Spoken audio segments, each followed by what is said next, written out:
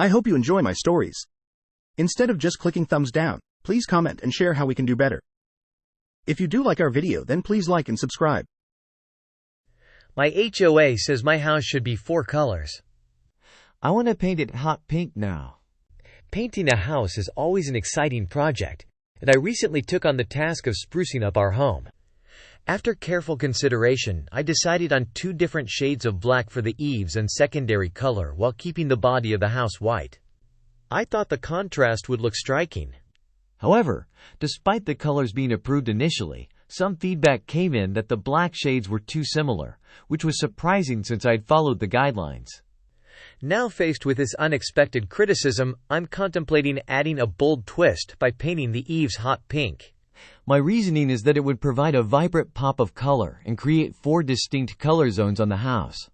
However, there's a bit of pushback, as some are insisting that the only color that should match the neighborhood houses is the accent pieces, which my current colors already comply with. I must admit, I'm a bit annoyed by the feedback. I genuinely believe the house looks beautiful the way it's painted. But if there's insistence on conformity or what I perceive as nitpicking, then perhaps a splash of hot pink will satisfy both my desire for uniqueness and the need to adhere to the neighborhood aesthetic. The process of choosing and applying paint is more intricate than I imagined. Each color choice affects the overall look and feel of the house, and I had put a lot of thought into creating a visually appealing palette. It's disappointing to receive criticism after the fact, especially when the colors were initially approved. However, I'm also open to considering different perspectives and making adjustments if necessary. The situation with our HOA and the proposed $320,000 clubhouse remodel has caused quite a stir among residents. Some are adamant that such a significant expense should require a vote, citing our declarations which suggest that any special assessment for a capital improvement must be put to a vote. However, the board is pushing back, claiming that this isn't a capital improvement, but rather falls under the category of repairs and maintenance. The proposed remodel encompasses a variety of upgrades, including $41,000 for new security cameras and Wi-Fi infrastructure, extensive painting, renovations to 2 bathrooms with fixtures superior to the originals, new flooring throughout, and a complete kitchen overhaul with updated cabinets and countertop. To many residents, this appears to be an obvious capital improvement, a sentiment echoed by several neighbors who work in finance. Despite these concerns, the board seems determined to proceed without a vote. They point to the attorney's letter, which, while specialized in HOA matters, stops short of definitively stating whether the scope of work constitutes a capital improvement or requires a vote. This lack of clarity has left many residents frustrated and seeking advice on how to proceed. Complicating matters further is the upcoming board election, where some of the more vocal residents are planning to run. This promises to add another layer of complexity to the situation, as differing opinions on the clubhouse remodel are likely to be a major point of contention in the campaign. In light of these developments, it's clear that a resolution is needed to address the concerns of residents and ensure that the decision regarding the clubhouse remodel is made in a fair and transparent manner. Recommendations to replace HOA board. I've been a homeowner in my current HOA for the past 9 years. Over this time, we've had the same HOA board, and I've seen nothing but negligence, mismanagement of funds, poor transparency, and an unwillingness to cooperate. For example, raising the assessment to replace the perimeter fence, then not replacing the fence, and shifting the responsibility of the fence to homeowners without a vote. I've offered and would like to be on the HOA board. However, the board is unwilling to open up a board seat, yet create new board seats for their friends in the community. We typically have very low participation in the community and never reach quorum, and the board exercises deliberate actions to avoid quorum and suppress voting, like having the annual meeting in the community clubhouse. Without adequate seating and reaching quorum would violate the fire code. I would like to get on the board, but currently feel stuck. I'm raising my kids in this neighborhood, and taking care of the community is important to me. Is my Illinois condo board legal? I live in a 12-unit condo building where transparency seems to be a foreign concept for the board and property management. They adamantly refuse to release essential documents such as financial records, meeting minutes, and election information, which has been an ongoing issue for over 4 years. Despite purchasing my unit in January 2020, we have yet to hold a single election. The 2 other board members were arbitrarily selected by the board president without any semblance of a democratic process.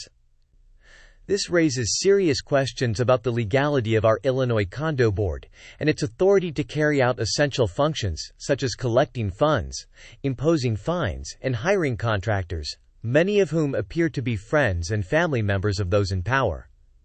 Adding to the concern, the property management company was also handpicked by the president. It begs the question, is it even permissible for the president to simultaneously hold the role of property manager? Furthermore, no votes on any matter have ever been taken, and there hasn't been a single election in over 4 years, blatantly violating the CC&Rs, which mandate annual elections and limit board members to serving no more than 2 consecutive years. The lack of transparency and accountability in our condo association governance is alarming. Residents are left in the dark about crucial decisions affecting our community and have no recourse to address these issues. It is essential that we demand transparency, accountability, and adherence to the rules governing our condo association to ensure fair and lawful practices. Never been to an HOA meeting, have a legitimate concern regarding irresponsible dog owners and pet waste. I frequently walk around my neighborhood with my kiddo to get fresh air. In the past few months, especially someone, or more than one, has been letting their dog defecate in the areas just off the sidewalk, and it makes the grounds look very unappealing and disgusting.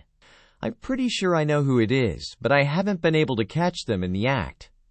It came to a point where I'm telling myself, if I see that person on my walk again, that I would just remind them that people are not picking up after their dogs, and to ask them to be mindful of it, but haven't had the opportunity yet. I'm not a very confrontational guy, but I feel compelled to say something. I've been calling my HOA about this multiple times, and the first time they told me to submit a work order to landscaping, which they rightfully declined because it's not their damn job. So now we're stuck with the neighborhood grounds being covered in shit because no one wants to clean up their pet mess. I'm planning on saying something just to bring it to everyone's attention, but I don't intend on coming off as a ranting asshole. Many others walk around the neighborhood, so I hope they have the same sentiments, but just haven't spoken up about it yet. Board sent false information about me to entire community, then let everyone know that the information was false. Would you be angry at your HOA in this situation? The HOA board for a community where I own a rental property notified me of violations relating to the condo that I own and added a fine to my account. I checked the HOA's bylaws, saw that the HOA can impose violations or fines without a hearing first, and told the board that violated the bylaws and had to withdraw the violations and fines, which the board did. All of this was by email. The board then sent an announcement to the whole community, stating that I was in violation of HOA rules and was delinquent in paying fines. I told the board that that was completely false, as the board had wrongly imposed violations and fines and withdrawn them. The board then sent a second announcement to the whole community, stating that its prior communication regarding Mr. Smith was false, and Mr. Smith does not owe any fines. I am not sure if this makes the HOA the target for a defamation claim, but this is maddening. Would you be angry at your HOA or satisfied that it admitted that its false statements were false? And how professional does this HOA seem? After years of happily grilling on our front patio, the HOA has decided to switch to a new insurance provider, which expressly forbids all forms of grilling. Having both a gas and charcoal grill has been a staple in our meal preparation routine. We love grilling a variety of meats and veggies to have ready for the rest of the week. However, our grilling days may be coming to an abrupt end due to some strict rules from the Homeowners Association, HOA. They've informed us that storing the grills in the garage or on the patio is a violation. It's frustrating because for us, grilling isn't just a weekend activity. It's a way of life. But now we're faced with the prospect of having to completely get rid of both grills. The idea of not being able to grill feels like a significant loss of freedom, especially when it comes to meal prep. However, upon closer examination of the HOA rules, there's a bit of a loophole. They did mention that grilling is allowed as long as the grill isn't under an overhang and is 10 feet away from any building. This got me thinking about malicious compliance. While they may not want us to have our grills on the patio or in the garage, there's nothing prohibiting us from grilling elsewhere on the property.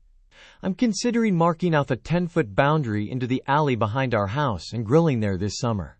It might involve some extra effort with a tape measure, but if that's what it takes to stick it to the HOA, then so be it.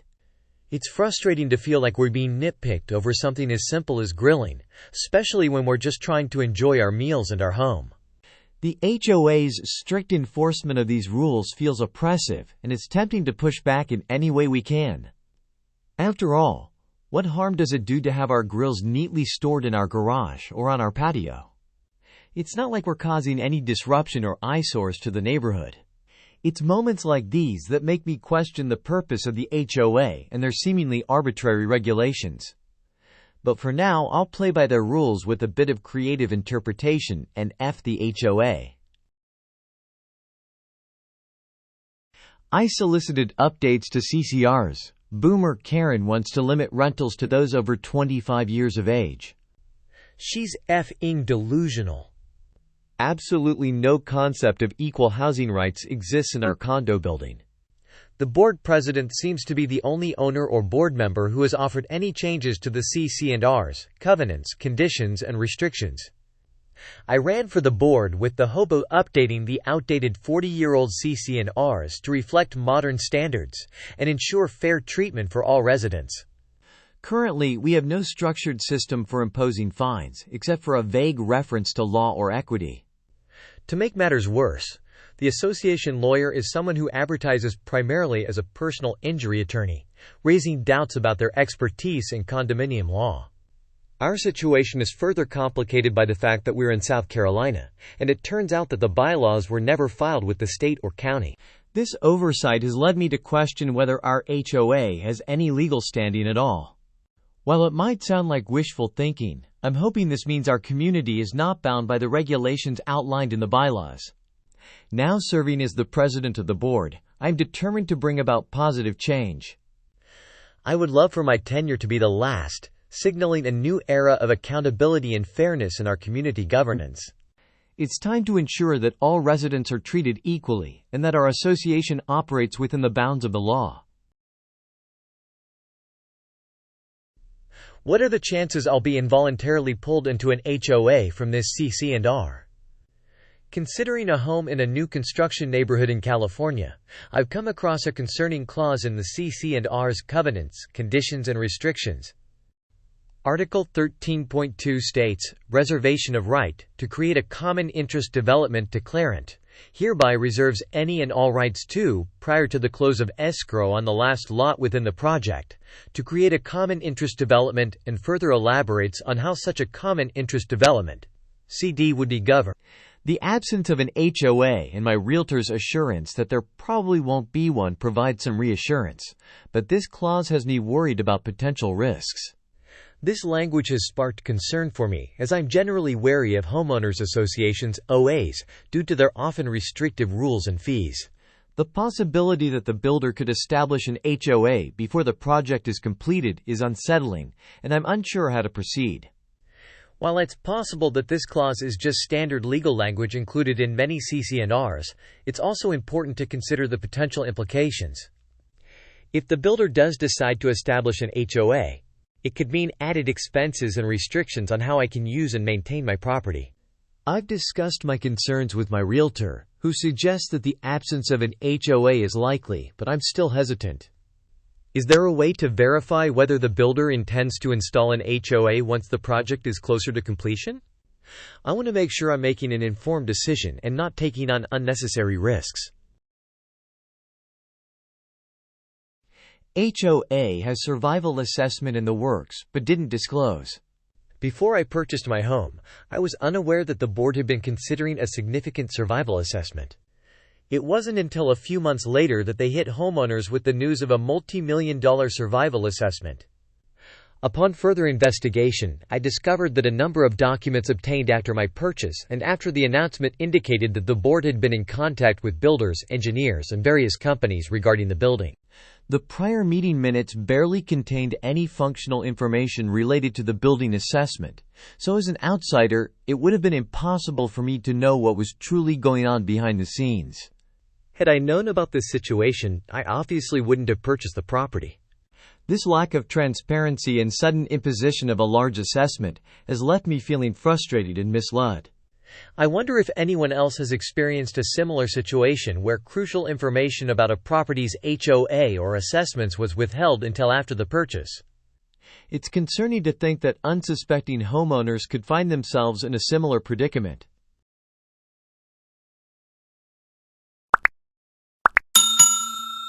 I would like to thank you for watching the video to the end. To encourage us to make more videos, please like, subscribe, comment, as well as share. Check out this other video if you haven't already.